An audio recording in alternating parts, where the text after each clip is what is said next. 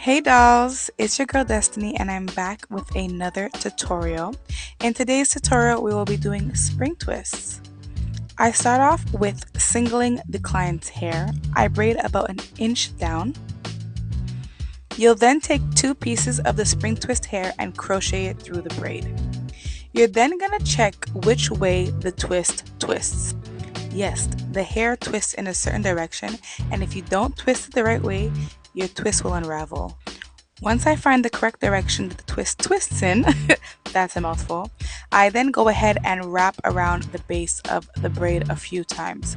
I normally go 3 to 5 times depending on the client's hair.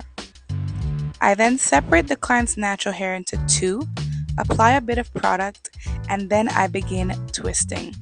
I prefer doing this method because I find it secures the twisting hair in place and it gives it a very nice, clean, sleek look.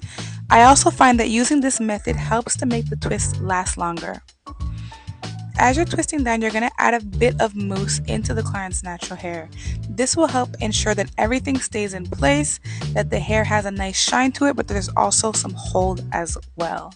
This is a great protective style, it really lasts long, and it's great for all ages, from young and old. Let me know what else you guys want to see.